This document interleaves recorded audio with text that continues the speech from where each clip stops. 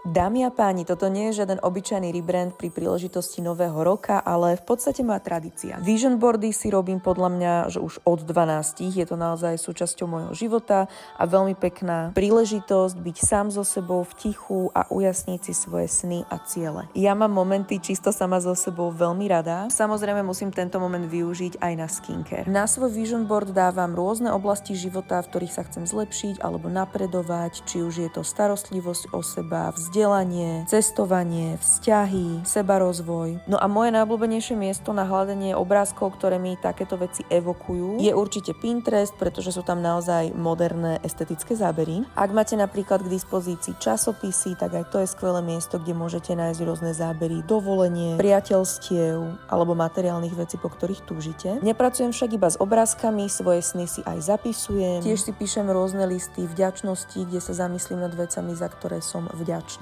a naozaj viete vymyslieť dlhý zoznam aj vo váš bežný deň. No a ja si posledných pár rokov dokonca svoje vision boardy aj odkladám. Myslím si, že je to pekná príležitosť sa pozrieť dozadu na to, čo sme dosiahli alebo na to, na čom chceme ešte zapracovať v budúcnosti. Takže si skús stanoviť tento rok aj ty ciele, ktoré z teba urobia lepšiu verziu seba a budú ťa tešiť a motivovať ísť dopredu.